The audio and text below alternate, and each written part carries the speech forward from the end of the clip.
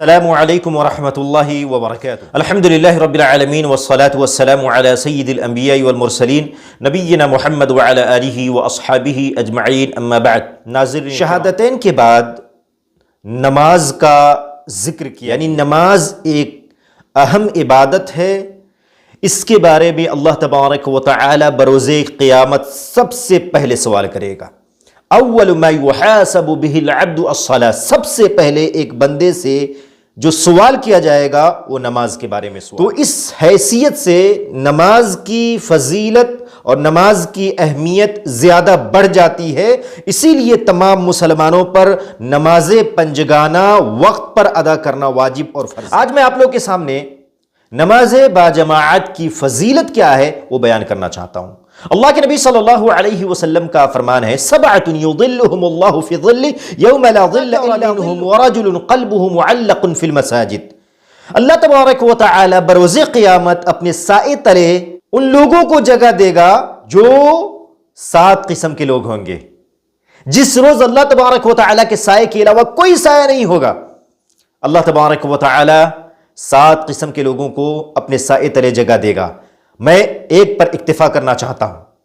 یہاں پر جو میں ذکر کرنا چاہتا ہوں وہ یہ ہے کہ وَرَجُلٌ قَلْبُهُ مُعَلَّقٌ فِي الْمَسَاجِدِ، ایک ایسا آدمی جس کا دل مسجدوں سے لگا رہتا ہے، ایک نماز پڑھنے کے بعد دوسری نماز کا انتظار کرنے لگتا ہے، ایک نماز پڑھنے کے بعد دوسری نماز کے لیے تیاریاں کرنا شروع کر دیتا ہے، یعنی مسجد سے اس کا دل لگا رہتا ہے کہ کب جماعت ختم ہو پھر دوسری جماعت کے لیے انتظار کرنا شروع کرے۔ بھائیو، اس حدیث سے بھی پتہ چلتا ہے کہ جو شخص نماز پنجگانہ کی باجماعت حفاظت کرتا ہے، اللہ تبارک و تعالی اسے بروز قیامت اپنے سائے تلے جگہ دے گا۔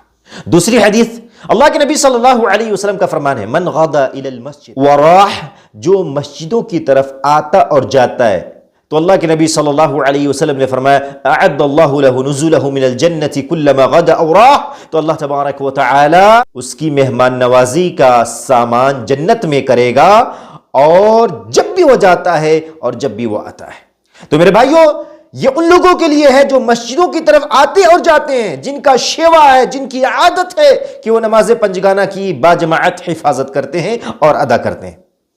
تیسری حدیث، اللہ کے نبی صلی اللہ علیہ وسلم کا فرمان گرامی ہے، صلاۃ الجماعت تفضل صلاۃ الفرد ب27 درجہ، نماز باجماعت یہ اکیلے نماز پڑھنے سے 27 درجہ زیادہ بہتر ہے۔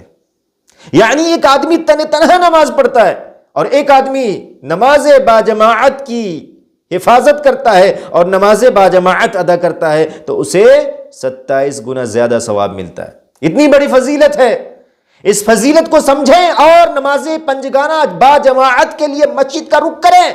اللہ کے نبی صلی اللہ علیہ وسلم کی حدیثوں سے پتہ چلتا ہے کہ مسجدوں کے اندر جا کر باجماعت نمازیں ادا کرنا یہ واجب ہے۔ اگر کوئی شخص اپنا شیوا بناتا ہے اکیلے تنہا نماز پڑھنے کے لیے، وہ گناہگار ہے، کیونکہ وہ جماعت کا انکار کرتا ہے، وہ جماعت کی مخالفت کرتا ہے۔ کبھی کبھار آدمی مریض ہے تو عذر شرعی کے بنا پر گھر میں نماز پڑھ سکتا ہے، لیکن عادت بنا لینا کہ نماز پنجگانہ اکیلے پڑھنا اور باجماعت کا خیال نہ کرنا تو یہ گناہ کا کام ہے۔ ایک اور حدیث سنیے، اللہ کے نبی صلی اللہ علیہ وسلم کا فرمان ہے، من صلی العشاء فی جماعت فکأنما قام نصف اللیل، جس نے نماز عشاء جماعت کے ساتھ ادا کی گویا کہ اس نے آدھی رات قیام اللیل کا اہتمام کیا۔ یعنی نماز باجماعت عشاء کی پڑھنے کی وجہ سے اللہ تبارک و تعالی اسے آدھی رات قیام اللیل کرنے کے برابر ثواب دے گا۔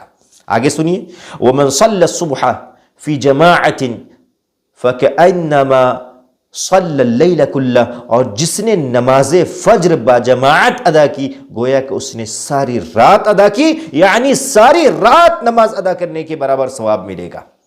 تو میرے بھائیوں، نماز باجماعت کی فکر کریں۔ افسوس کے ساتھ کہنا پڑتا ہے کہ بعض لوگ تو نماز ہی نہیں پڑھتے۔ ہم یہاں باجماعت نماز پڑھنے کی تلقین کر رہے ہیں اور آپ کو ارشاد کر رہے ہیں، لیکن بعض لوگ نماز ہی نہیں پڑھتے۔ میں آپ کو بباغ دہل کہتا ہوں کہ جو شخص روزی کمانے کے لیے نمازوں کو چھوڑتا ہے، جو شخص غلط صحبت میں رہ کر کے نمازوں کو چھوڑتا ہے، ایسے روپیوں پر، ایسی صحبت پر لعنت ہے جو کہ آپ کو نماز پنجگانہ سے دور کر دے۔ نماز پنجگانہ یہ تمام چیزوں سے بہتر ہے، افضل ہے، اس کے بغیر ہماری زندگی کے اندر کامیابی آ سکتی ہے اور نہ ہی ہم اس دنیا کے اندر اور آخرت کے اندر فلاح و بہبود سے ہم کنار ہو سکتے ہیں۔ اللہ تبارک و تعالی ہم سب کو نماز باجماعت پڑھنے کی توفیق عطا فرمائے، آمین۔ وصلی اللہ علی نبینا محمد وعلی آلہ واصحابہ اجمعین، والسلام علیکم ورحمۃ اللہ وبرکاتہ۔